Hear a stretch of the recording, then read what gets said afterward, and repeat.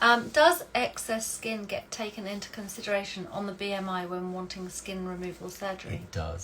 It does. So in an ideal world, I'd love my patients to drift through with BMIs of 28 or below, and I'd be, great. I'm just going to get awesome results every time without fail.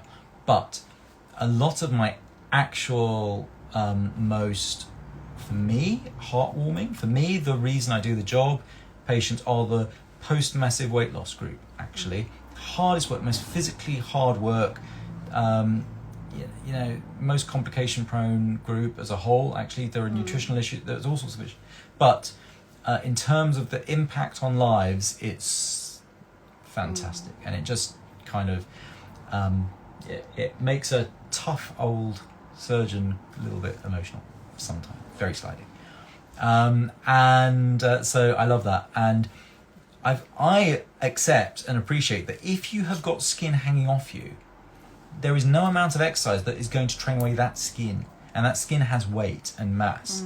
So my BMI threshold, 30 is my hard line for the non-massive weight loss group.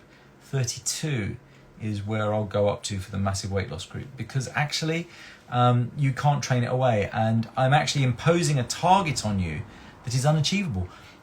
And when you've got this loose skin, it's actually harder for you to train than for the person next to you without all that loose skin. So it's really setting the bar far too high. I do though draw the line at 32, because at 33, 34 and so on, you're just not going to get a result that's going to give you that impact that you're looking for, and you're still going to go through the same pain, still go through the same cost, recovery time and so on. So and also in recovery, so after the surgery, we've had a few patients, not necessarily your patients, but with higher BMI, and it's tough. It's very difficult. They really struggle. It's hard to recover. It's a hard recovery, yeah. Recovery. Recovery as in when mobilization, you're coming round from the general anaesthetic, and when you're getting ready to go home, it is much harder. So we've really noticed that at the hospital. It's interesting. So the excess skin you're talking about is dear to my heart, the post-massive weight loss group. Absolutely. And we really care about all our patients, and we really do, and we really form a relationship with all our patients. The patients that seem to have a long-term relationship with us for many years after their surgery is complete are often the post-massive weight loss group, actually. Yeah.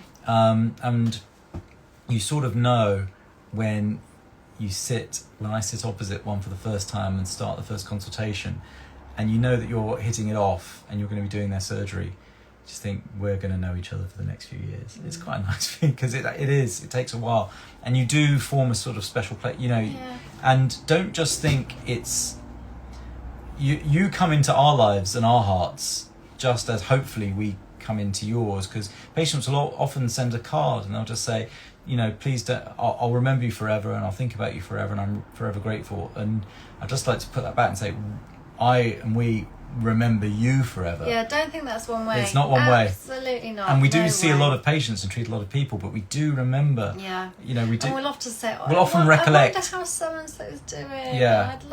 We genuinely love hearing from you. However long ago your surgery was, we love hearing back from you. And I think it's like when you leave school and your teachers say to you, just let me know how you're getting on, and stay in touch. And they do mean it. And a lot of people feel, too awkward and whatever. It's just lovely. Yeah. So please do that. And I'm giving a talk in Bulgaria on massive weight loss surgery and how to make sure the results are aesthetic as well as functional. Amputating skin is what used to be the operation, amputating excess skin. But no, and I'm lucky in that I had really inspirational trainers when I was being trained, and people who would really say, that's not good enough. Every patient, every group deserves to have an aesthetic result.